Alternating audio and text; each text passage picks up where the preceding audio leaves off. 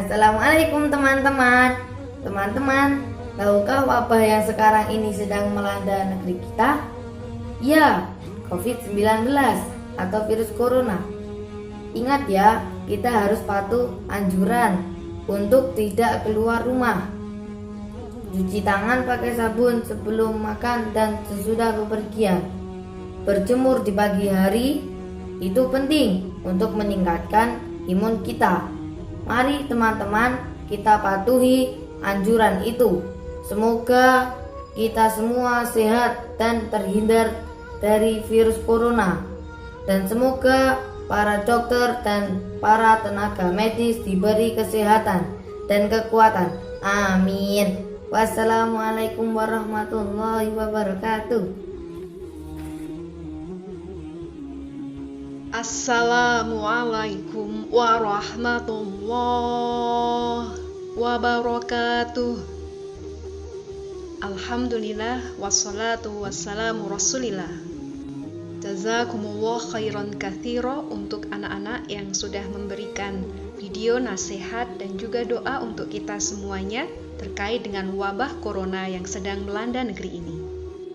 Jangan lupa untuk mengingat pelajaran yang sudah kita ambil sebelumnya dari kisah Naufal bin Muawiyah ad-Daili yang tidak mau mendengarkan nasihat baik dari teman-temannya.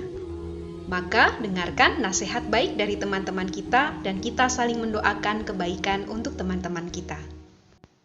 Alhamdulillah, hari ini kita masih diberikan kesempatan untuk belajar kembali meski masih belajar jarak jauh. Insya Allah kita akan melanjutkan kembali kisah tentang Fathu Mekah. Setelah terjadinya pelanggaran perjanjian Hudaybiyah oleh Bani Bakr dan juga suku Quraisy, maka pemimpin Mekah saat itu adalah Abu Sufyan merasakan sangat khawatir sekali dengan keadaan ini. Maka Abu Sufyan memutuskan untuk berangkat ke Madinah agar bisa bernegosiasi dengan Rasulullah Shallallahu Alaihi Wasallam. Kita simak dulu video berikut ini. Abu Sufyan sebagai pemimpin Quraisy Mekah berang mendengar aksi para rekan sesama tokoh Quraisy yang ikut serta penyerangan berdarah ini tanpa sepengetahuan dirinya. Abu Sufyan pun segera berangkat ke Madinah untuk meminta maaf atas kelalaian rekan-rekannya kepada Rasulullah Sallallahu Alaihi Wasallam. Dia tahu bahwa dia bukan siapa-siapa di Madinah. Karena tidak ada penolongnya, tidak ada orang-orang yang tidak ada orang musyrik di sana. Tapi dia punya satu pintu yang dia masuki, yaitu putrinya, Ummu Habibah radhiyallahu anha. Ummu Habibah adalah istri Rasulullah sallallahu alaihi wasallam. Nama aslinya adalah Romlah, panggilannya adalah Ummu Habibah radhiyallahu anha. Dia datang ke Ummu Habibah, masuk ke rumahnya. Dan Ummu Habibah itu juga terkejut ketika melihat ayahnya datang. Saat ayahnya datang, masuk ke rumahnya, kemudian dipersilakan masuk karena walaupun dia musyrik dari ayahnya. Kemudian ada hamparan dan Abu Sufyan tidak duduk di sana, ditarik hamparan itu oleh Ummu Habibah. Ayahnya kaget. "Mengapa kau tarik ini? Apa kamu tidak suka aku duduk di sini?" Jawaban Ummu Habibah adalah, "Ini adalah hamparan Rasulullah Shallallahu Alaihi Wasallam. Sementara engkau masih musyrik, engkau masih kotor. Jangan duduk di hamparan Rasulullah Shallallahu Alaihi Wasallam." Maka inilah yang terjadi. Sehingga dia mencoba untuk masuk kepada putrinya, dan putrinya pun menolak. Abu Sufyan menyadari betul akan akibat pengkhianatan yang dilakukan rekan-rekannya. Benar saja, sesampainya di Madinah, Rasulullah Shallallahu Alaihi Wasallam yang tengah berada di Masjid Nabawi tak mau menemuinya, apalagi berbicara dengan tokoh Quraisy yang satu ini. Karena melanggar perjanjian merupakan pengkhianatan besar dalam agama, bahkan dalam tradisi Arab Quraisy sendiri. يا محمد قومك لم ينقضوا عهدك في الحديبية وها أنا ذا أجيء لأصلح ما أفسد الأعراب. لما تدير وجهك عني يا محمد؟ تمهل يا محمد، لا تذهب. لصوص القوافل من الأعراب هم الذين نقضوا عهد الحديبية. لما تحملوننا أوزارهم؟ كانت الغارة بليل، فكيف يقول من رآنا إنه رآنا؟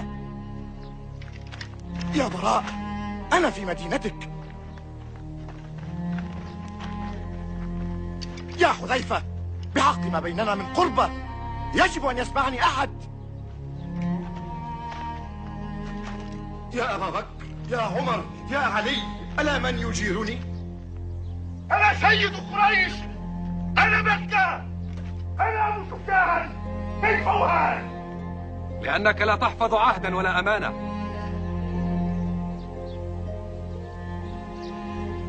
أبو سفيان يستجدي العطف، ومع ذلك فشلت، لأنك لا تزال ذات أبي سفيان المتغطرس العنيد.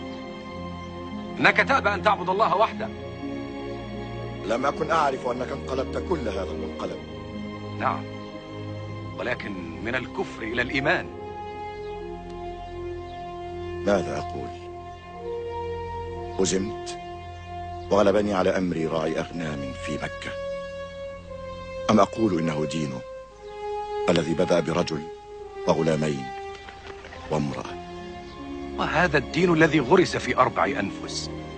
ألا ترى أن يدا قادرة هي التي تعهدت؟ ولماذا لم تختر هذه اليد رجلا عظيما من القريتين؟ أسرع، كل رجل هنا يدينك. عد إلى مكة، قل لهم زهقت آلهتكم، لا جدوى من مناجزة الله.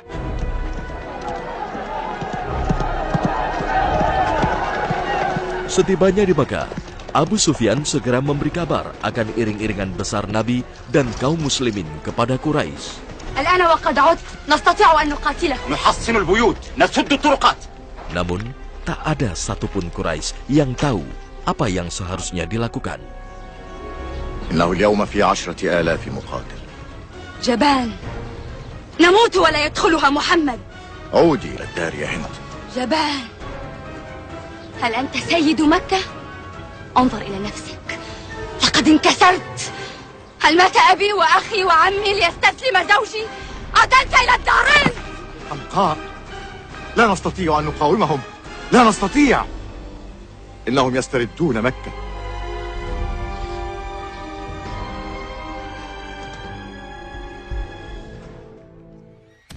Rasulullah Shallallahu Alaihi Wasallam kemudian mengumpulkan kaum muslimin untuk berangkat menuju ke Mekah.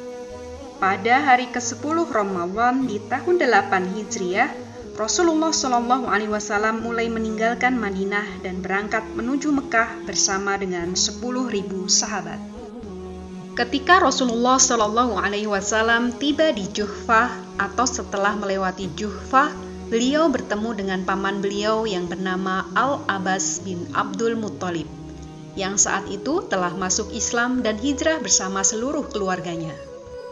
Kemudian setiba di Abwa, beliau juga bertemu dengan anak paman beliau bernama Abu Sufyan bin Al-Harith bin Abdul Muttalib dan anak bibi beliau Abdullah bin Abu Umayyah. Ketika itu Rasulullah Shallallahu Alaihi Wasallam menolak untuk bertemu dengan mereka berdua karena mereka berdua memiliki permusuhan yang sangat besar kepada Rasulullah Shallallahu Alaihi Wasallam sebelumnya. Ali bin Abi Thalib memberikan saran kepada Abu Sufyan bin Al-Haris. Temuilah Rasulullah Shallallahu Alaihi Wasallam langsung di hadapan beliau. Lalu katakan seperti yang dikatakan oleh saudara-saudara Yusuf kepada Yusuf. Demi Allah, sesungguhnya Allah telah melebihkan kamu atas kami, dan kami adalah orang-orang yang bersalah atau berdosa. Surat Yusuf ayat 91. Maka Abu Sufyan bin Al-Haris pun mengikuti saran dari Ali bin Abi Thalib. Dia menjumpai Rasulullah Shallallahu Alaihi Wasallam dan mengatakan seperti apa yang disarankan oleh Ali tadi. Mendengar kalimat Abu Sufyan bin Al-Haris, sepupunya, maka Rasulullah Shallallahu Alaihi Wasallam bersabda kepada Abu Sufyan bin Al-Haris, pada hari ini tak ada cercaan terhadap kalian. Mudah-mudahan Allah mengampuni kalian dan Dia yang Maha Penyayang di antara para penyayang. Surat Yusuf ayat 92. Dua sepupu Nabi Shallallahu Alaihi Wasallam yang dulu sangat gigih mengusir Rasulullah Shallallahu Alaihi Wasallam dari Mekah, kini pun mereka kemudian mendapati hidayah dan masuk Islam. Lalu bagaimana dengan Abu Sufyan bin Harb yang merupakan pemimpin Mekah? Apakah dia masuk Islam atau kemudian menjadi musuh Allah selamanya? Kita simak kembali videonya ya.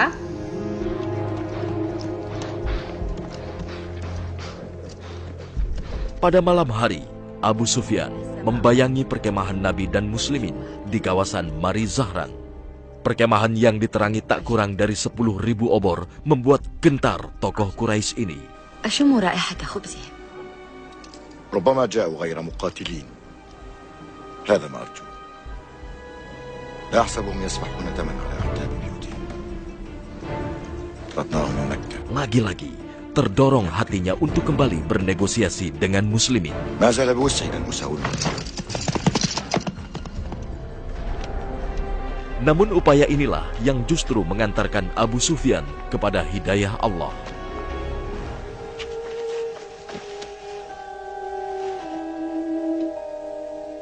قل ما جئت من أجله. رأيت نيران خيامكم والرجال من حولها. عرفت القوة التي أودعتها فيهم يا محمد.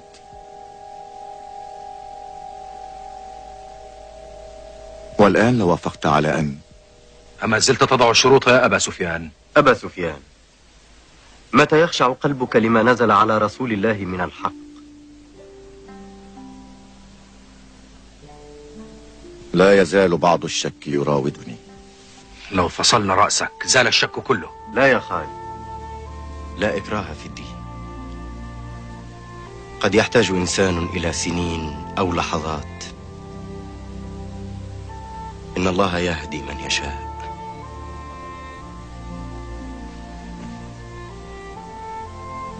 أيها العبد الأسود، أنت مثل أعلى. أنا لست إلا ما أعطاني ربي. نعم، لو كان في آلهتي خير ما تخلت عني.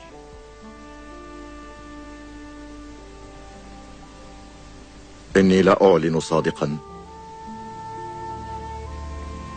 غير حانث ولا مرغم. أشهد أن لا إله إلا الله وأنك يا محمد رسول الله. Itu tadi kisah bagaimana Abu Sufyan bin Harb kemudian masuk Islam. Al-Abbas berkata kepada Rasulullah Shallallahu Alaihi Wasallam, "Wahai Rasulullah, Abu Sufyan adalah orang yang suka dengan kebanggaan. Karenanya, berilah dia sesuatu." Rasulullah Shallallahu Alaihi Wasallam kemudian bersabda, "Engkau benar, wahai Al-Abbas. Barang siapa memasuki rumah Abu Sufyan, ia aman. Barang siapa menutup pintunya, ia aman. Dan barang siapa memasuki Masjidil Haram, ia aman." Inilah yang dilakukan oleh Rasulullah Shallallahu Alaihi Wasallam untuk memuliakan Abu Sufyan yang baru saja masuk Islam dan untuk menguatkan keimanannya. Anak-anak yang Allah rahmati, sampai di sini dulu kisah yang kita dengarkan, dan anak-anak silakan menuliskan hikmah dan nasihat yang bisa kita ambil dari kisah masuk Islamnya Abu Sufyan. Barakallahu fikum. Wassalamu alaikum warahmatullahi wabarakatuh. Sederek lan rencang sedanten. Assalamualaikum warahmatullahi wabarakatuh. Dinten-dinten menika teng Indonesia bahkan seluruh dunia taksih wonten wabah penyakit pun kathah ingkang seda tilar donya ngantos sakniki korbanipun sampai 17.000 jiwa. Nami wabah corona caranipun supados terhindar corona. Setunggal nyampurnaaken ikhtiar kata zikir, donga, tawakal lan tobat.